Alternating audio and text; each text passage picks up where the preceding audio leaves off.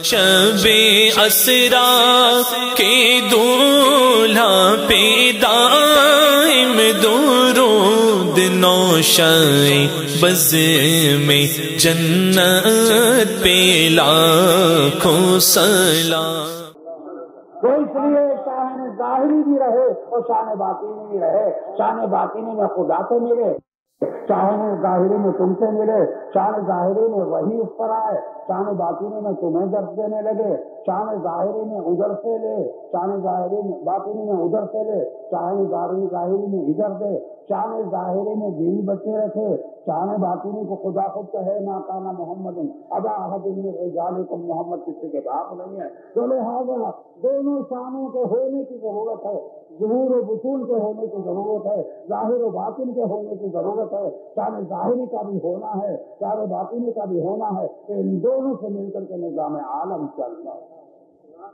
اللہم صلی علی سیدنا محمد وعلی آل سیدنا محمد، اللہم صلی علی سیدنا محمد۔ جب یہ بات معلوم ہوئی تو آپ سے ایک سوال کر لیتا ہوں، مجمع میرا بہت کثیر ہے، سب عشاقان رسول، عاشق رسول، ان سے ایک سوال کر،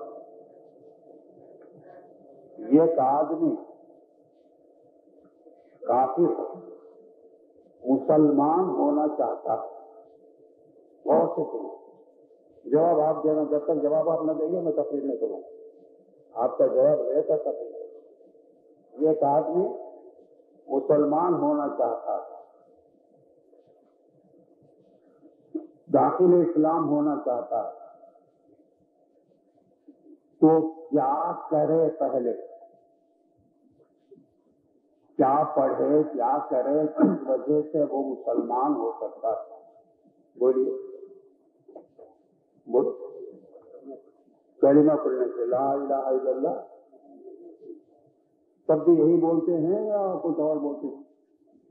سب یہی بولتے ہیں، لا الہ الا اللہ محمد رسول اللہ پڑھنے سے کیا ہوتا ہے؟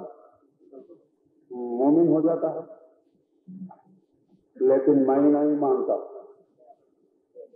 غور سے سنیے، میں نہیں مانتا، اس کے پہلے بھی کچھ کرنا ہے، کچھ کر کے بعد میں کلمہ پڑھنا، پہلے کچھ کرنا بعد میں کلمہ پڑھنا۔ اب آپ بولیے کیا کرنا ہوگا کلمہ پڑھنے سے پہلے؟ ہاں، کریم صاحب بولتے ہیں غسل کرنا۔ غسل ہوتا ہی نہیں تو غسل کیسے کرے گا؟ اسلام میں آنے کے بعد غسل ہوتا ہے، اسلام کے باہر غسل ہو گئی نہیں نا، ایمان ہی نہیں ہے، غسل کیسے کرتا؟ اب ایک کافر آیا، نکاح کرتا ہوں، بولا نکاح کیسے ہوگا؟ اسلام میں آنے کے بعد، مومن بننے کے بعد نکاح کرے گا؟ میں اسلام میں نہیں آیا، مومن نہیں بنا، نکاح کرتا ہوں، بولے وہ زنا ہے، نکاح ہو سکتا ہے کیا؟ نہیں ہو سکتا۔ تو کریم صاحب بولتے ہیں کلمہ پڑھنے کے پہلے، مسلمان ہونے کے پہلے کیا کرنا چاہیے؟ غسل کرنا چاہیے۔ بولے میں نے کہا یہ کافر غسل کتنا کرا بھی تو غسل نہیں ہوتا، یہ کافر وضو کتنا کرا بھی تو نہیں ہوتا۔ تو پھر اللہ کے لیے بولیے کیا کرنا، کیا باتیں کرتے رہے، کیا کرنا چاہیے؟ نیت کرنا۔ نیت بھی ایمان کے بعد ہی ہوتی ہے، ایمان ہی نہیں ہے تو اس کی نیت کیا قبول ہوتی ہے؟ بولیے کیا کرنا؟ ایمان کے پہلے کیا کرنا؟ بولیے۔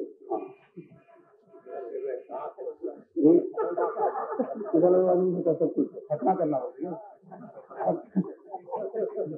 ختنا بھی تو بعد ہی، مسلمان ہونے کے بعد ہی کرنا۔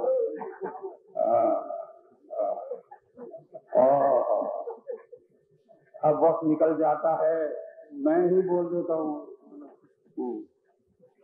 ایمان کے پہلے نہ نیت ہو سکتی، نہ نیکی ہو سکتی، کچھ بھی نہیں ہو سکتی، وہ کافر ہے۔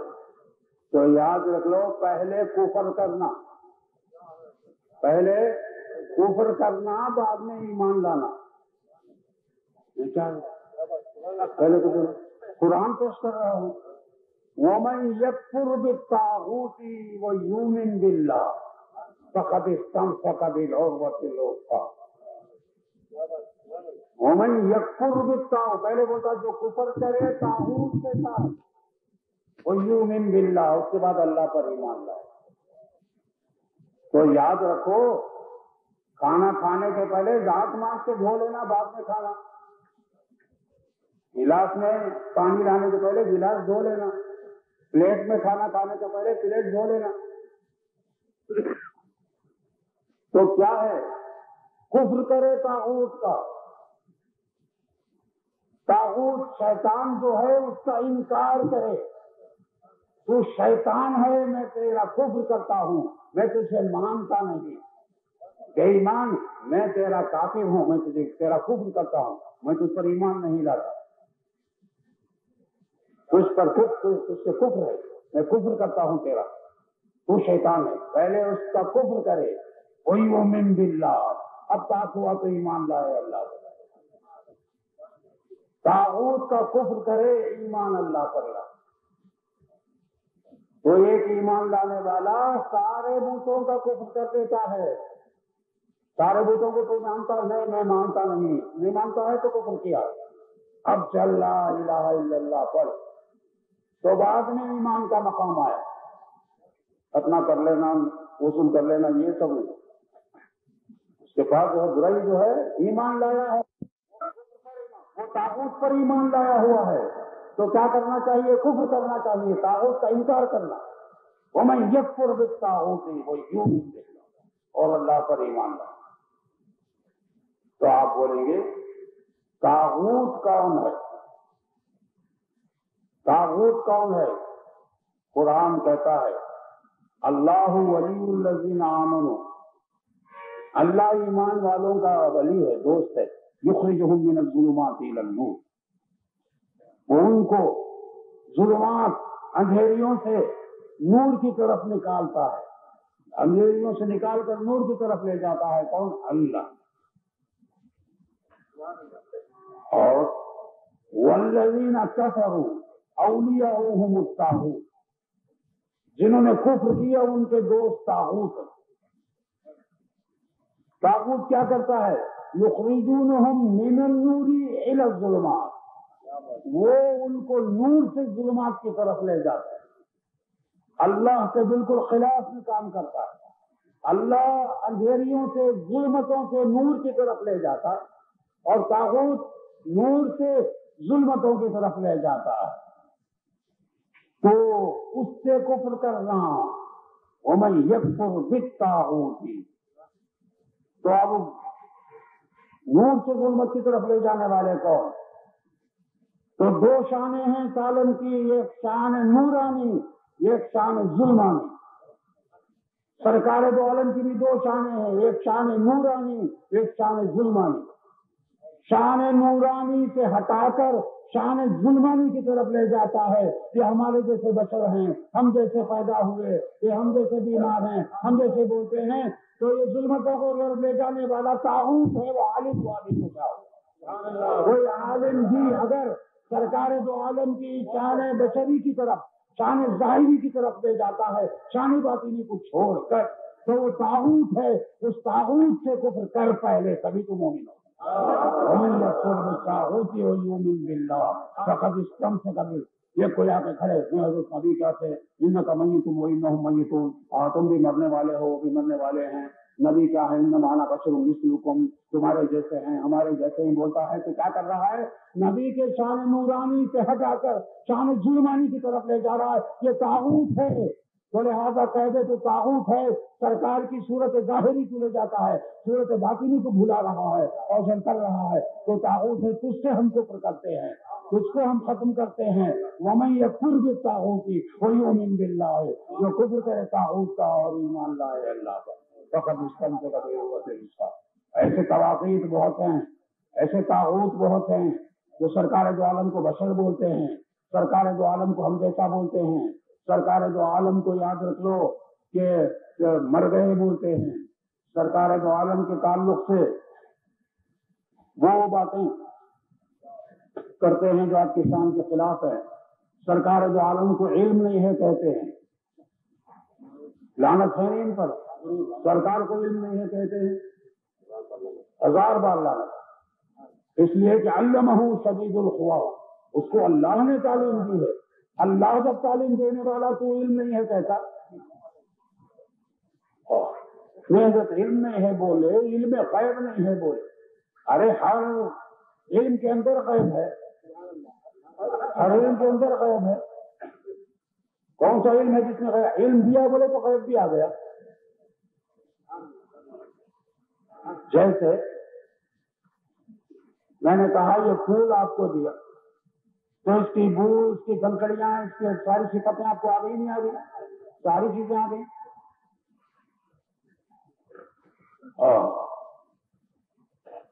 علم ظاہر جو ہے، ارے ظاہر کا بطول ہے، اس کو علم ہی کہتے ہیں.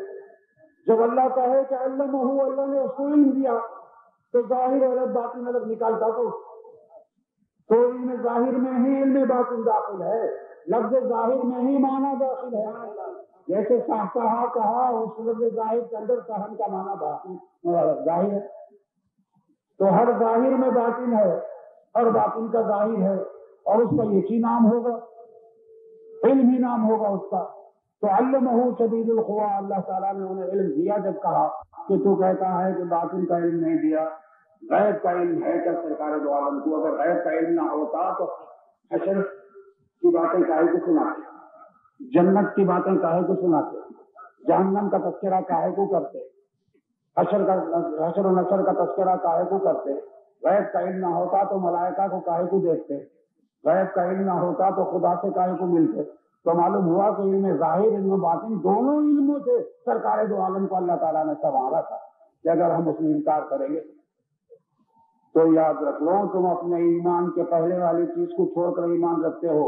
پہلے والی چیز کیا ہے؟ کفر بالطاغوت ہے. طاغوت کا کفر کرو. طاغوت کون؟ جو سرکار کو بشر بتانے والا ہے اس کا کفر کرو. سرکار کو ہم جیسا بولنے والا اس کا کفر کرو. سرکار کو علم غیب نہیں بولنے والا اس کا کفر کرو. سرکار مر گئے بولنے والے مردے کا کفر کرو. کہ جب تم کفر کرو گے تو تم مومن بنو گے. وہی رشتہ ہے جو ہمیشہ قائم رہنے والا. فقط استمسک بالعروۃ الوثقی، اس نے مضبوط پکڑ لیا اس کو. وَإِصْوَاقُ لَمْ انفصام لها، اس کے لیے کوئی انفصام نہیں. واللہ سمیع علیم، اللہ سننے اور جاننے والا ہے. علم کو لا کر کے ثابت کر رہا ہے پروردگار دو عالم. تو اللہ سمیع علیم ہے. سمیع علیم سے ملنے والے کے پاس کا سماع علم نہیں ہے. اللہم صلی علی سیدنا محمد وعلی آل سیدنا محمد وبارک. ایک چیز عرض کرنی ہے، وہ یہ سرکار دو عالم کی باطنی شان، آپ کے باطنی مراتب کے جاننے سے کیا فائدہ ہے؟ کہ فائدہ معلوم ہو تو موضوع پہ محنت کرتا ہے. ڈاکٹری کا کیا فائدہ ہے تو محنت کرتا ہے. وکالت کا کیا فائدہ ہے؟ محنت کرتا ہے. اسی طرح سرکار کی شان باطنی پر ایمان لانا اور اس کو جاننا ماننا، اس سے فائدہ کیا ہے؟ بعض لوگ بھولے سمجھتے ہوں گے ہم شان باطنی کو بیان کریں گے جانیں گے سرکار دو عالم کا فائدہ ہوگا. نعوذ باللہ، حضور کا کچھ فائدہ نہیں. حضور کا کچھ فائدہ،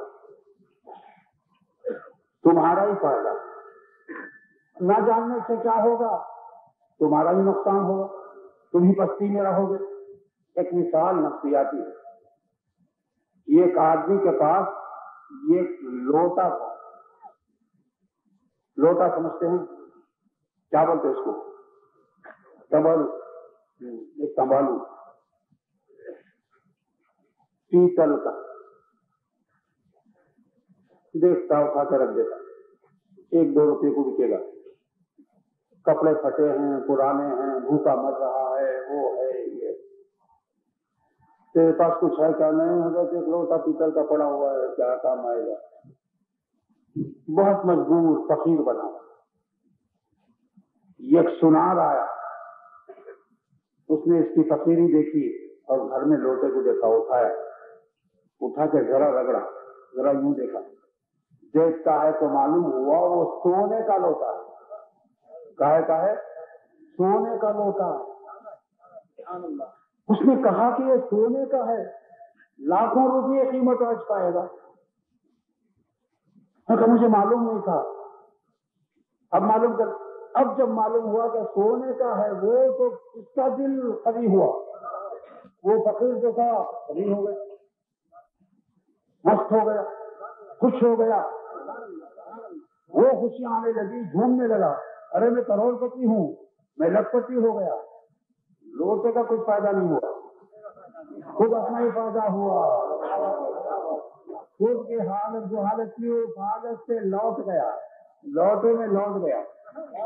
پیتل سمجھ کے ساتھ سونے کا ہے، اسی طرح تو اپنے نبی کو اپنے جیسا سمجھ کے ہے تو فقیر ہے، اپنے جیسا سمجھ کے ہے تو حقیر ہے، اپنے جیسا سمجھ کے ہے تو بیکار ہے، تو ادنا ہے۔ اپنے نبی کو نبی کی جانباز ہی نیچے جیسا سمجھتا ہے تو ادھر کا سمجھتا ہے، اور خدا کا سب سے افضل ترین نبی سمجھتا ہے اور نور مشرف سمجھتا ہے، تو تیرا ایمان قوی ہو جائے گا۔ تو کہے گا کہ میں ان کا نبی ہوں جن کا کلمہ انبیاء پڑھتے ہیں، میں ان کا نبی ہوں جن کے بعد نبی نہیں ہے، میں اس کا نبی ہوں جس سے نبوت قربان ہو گئی، ختم ہو گئی ہے، تو تیرا ایمان بالغہ ہو جائے گا، تو مست ہو جائے گا، بڑھ جائے گا۔ تو اس واسطے نبی کی شان باطنی کی طرف جاؤ تو تم بلند ہو جاؤ گے، شان ظاہری کو دیکھ کے تم برباد ہو رہے ہو۔ اللہم صلی علی سیدنا محمد وعلی آلہ، اللہم صلی علی سیدنا محمد۔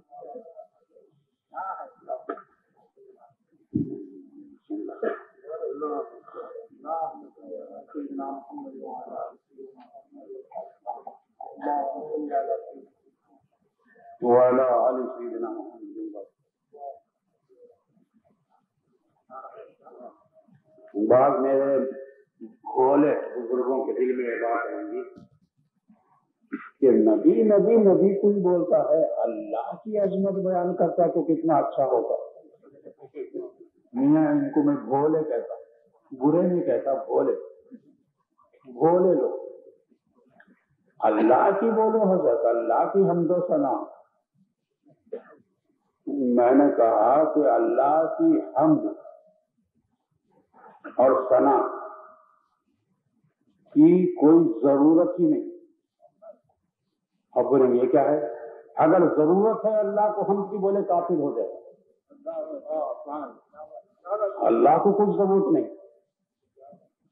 اللہ نے کہا کہ سارے دنیا کے لوگ ایک دل جیسے ہو کر میری حمد و ثنا کریں گے، میری تعریف کریں گے، تو میری کبریائی میں، میری قدرت میں ایک مچھر کے برابر کی بلندی نہیں آتی۔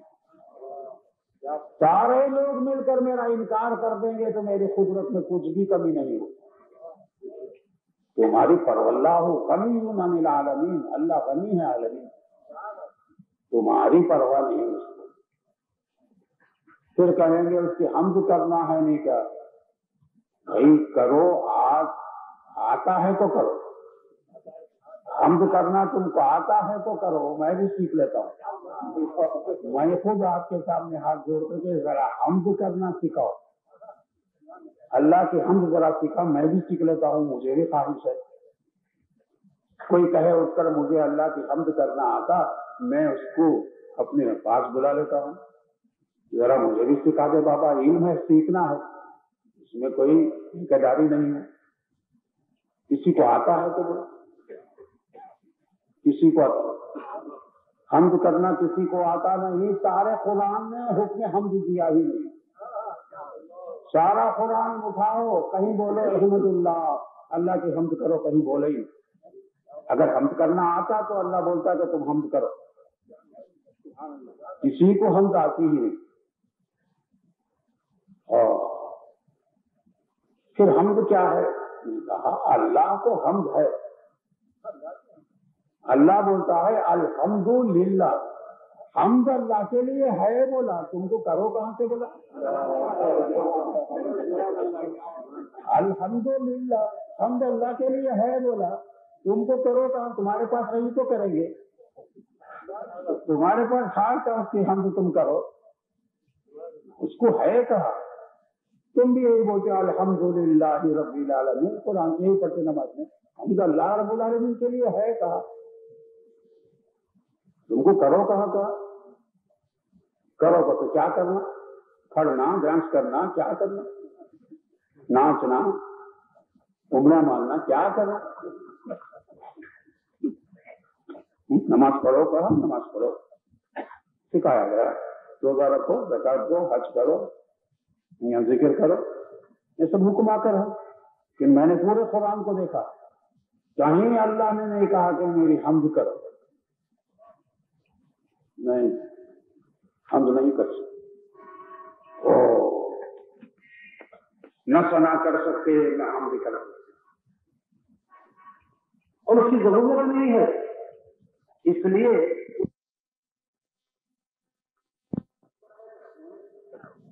سب کو اس کو لگانا ہے،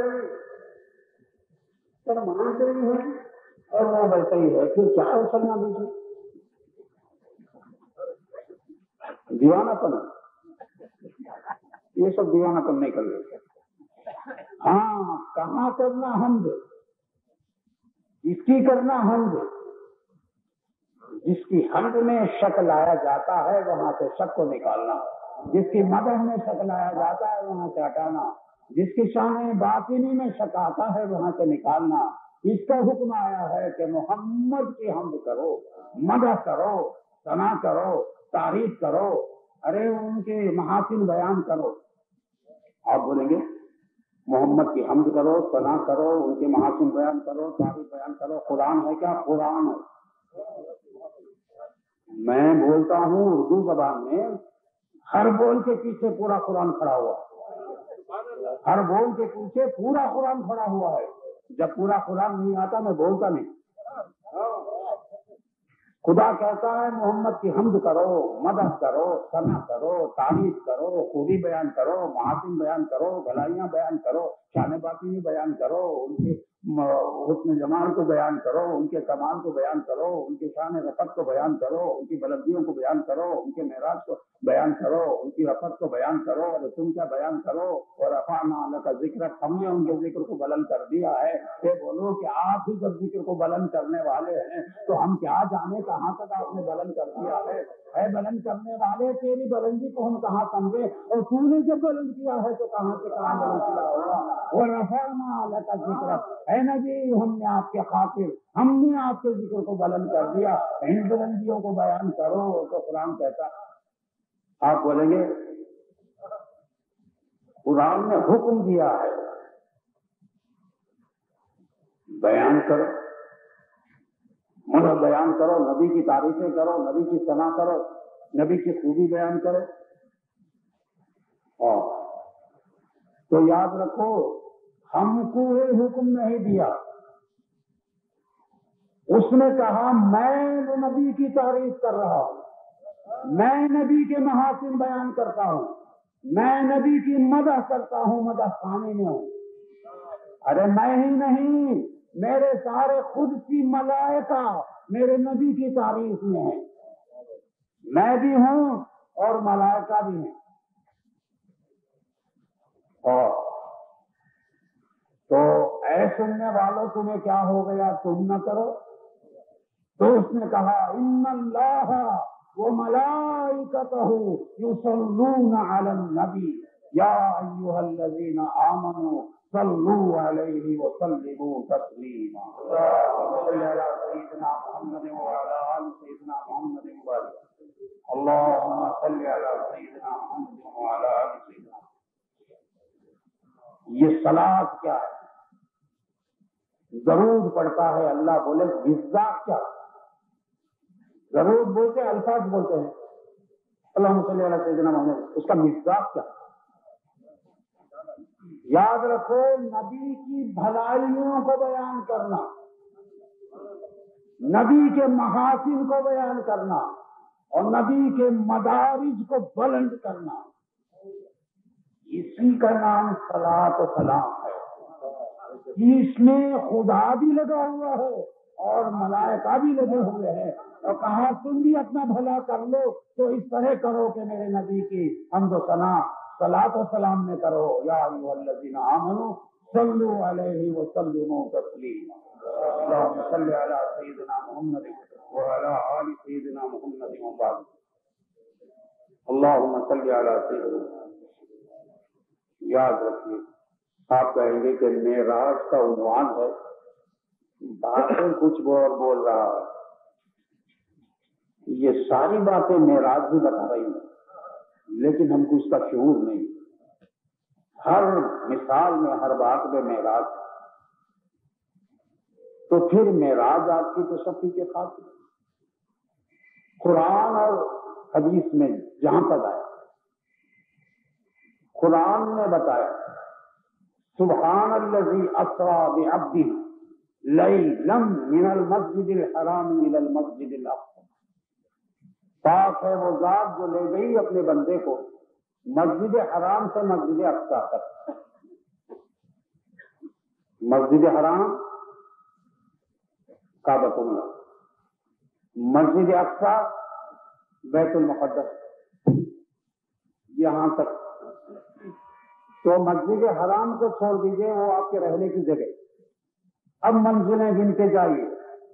پہلی منزل کون سی ہے؟ بیت المقدس۔ مسجد حرام سے تو نکلے، وہ تو آپ کا گھر۔ پہلی منزل بیت المقدس۔ بیت المقدس سے فارغ ہوئے تو سمائے دنیا، پہلا آسمان۔ بیت المقدس کے بعد کہاں گئے؟ پہلا آسمان۔ تو پہلا آسمان، منزل دوسری، آسمان پہلا، منزل دوسری، کیونکہ بیت المقدس سے کہنا پہلے آسمان سے دوسرے آسمان کی طرف گئے، دوسرے آسمان پر گئے تو آسمان دوسرا، منزل تیسری، آسمان دوسرا، منزل تیسری۔ دوسرے آسمان سے تیسرے آسمان پر گئے تو آسمان تیسرا، منزل چوتھی۔ تیسرے آسمان سے چوتھے آسمان کی طرف گئے، آسمان چوتھا، منزل پانچویں۔ چوتھے آسمان سے پانچواں آسمان پر گئے، آسمان پانچواں، منزل چھٹی۔ پانچواں آسمان سے چھٹے آسمان پر گئے، آسمان چھٹا، منزل ساتویں۔ چھٹے آسمان سے ساتویں آسمان پر گئے، آسمان ساتواں، منزل آٹھویں۔ اور ساتویں آسمان سے سدرۃ المنتہا پر گئے تو سدرۃ المنتہا آٹھواں، منزل نویں۔ سدرۃ المنتہا سے کرسی طے کرتے ہیں، کرسی منزل نویں،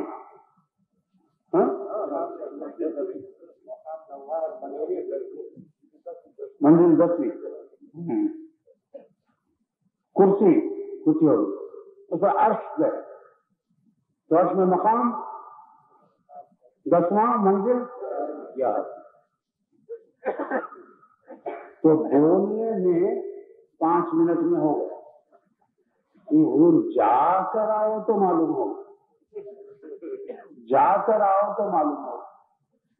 صرف مسجد حرام سے بیت المقدس تک جاؤ تو کتنا راستہ ہے یہ معلوم ہوگا، زمینی۔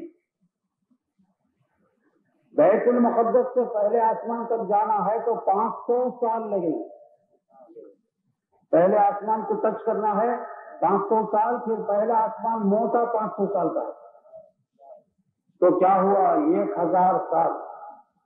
پہلا آسمان طے کرنا تو 1000 سال، دوسرا آسمان طے کرنا 2000 سال، 7 آسمان طے کرنا 7000 سال، پھر کرسی طے کرنا، عرش طے کرنا، کتنے ہزار سال۔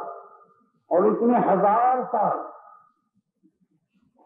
جانا اور پھر اتنے 1000 سال آنا، تو یہ جانے اور آنے میں کتنا وقت لگا میرے نبی کو؟ وَالنَّجْمِ إِذَا هَوَىٰ، قسم ہے ستارے کی جبکہ وہ چڑھا۔ کہتے ہیں کہ آنکھ کے جھپکنا بھی تمہارے لیے ایک وقت رکھتا ہے، اس سے بھی پہلے، اس سے بھی کم وقت میں وہ ساری منزلیں طے کر دیتے ہیں اور ساری منزلیں پھر چھوڑ کر کے نیچے آ جاتے ہیں طرفۃ العین کے اندر۔ وَالنَّجْمِ إِذَا هَوَىٰ، मा दल्ल साहिबुकुम वमा गव। तो अब शान ज़ाहिरी में जाना तो दिन व घंटे लगेंगे, शान बातिनी में आंख झपकने में इतनी सैर हो जाएगी। ये है शान बातिनी हुजूर सरकार दो आलम सल्लल्लाहु अलैहि वसल्लम। अब एक बात अर्ज करनी, तमन्नाएं किसी की खाली नहीं जाती, लिख के रख लीजिए। दीन में जितनी तमन्नाएं हैं सब पूरी होने का अल्लाह ने वादा किया। दुनिया की तमन्नाएं मुकद्दर में हैं तो पूरी होंगी या नहीं? नहीं है तो नहीं होंगी। दीन की हर तमन्ना पूरी हो जाए। सारे अंबिया के सीनों में दिल है, उन दिलों में क्या बात है कि तमन्ना थी हुजूर सरकार दो आलम सल्लल्लाहु अलैहि वसल्लम की उम्मती बनने की। नबी होते हुए तमन्ना करना, उम्मत मोहम्मद रसूलुल्लाह में आने, क्या तमन्नाएं थी। अल्लाह ने एक वक्त मुकर्रर कर दिया जिसमें उनकी तमन्नाएं पूरी हुई। शब मेराज में 1,80,000 नबी और 312 रसूलों की तमन्नाएं पूरी। ये है मेराज, तमन्ना है अंबिया। किस तरह नबियों को 2 हिस्सों में तकसीम किया। एक हिस्सा बैतुल मक़दस में बिठा दिया और कुछ नबी आसमानों पर रख दिया। आसमानों पे जो नबी थे वो आदम थे, मूसा थे, ईसा थे, यहया थे और क्या है यूसुफ थे अलैहिस्सलाम। तो ये चंद नबी थे जो आसमानों पे थे।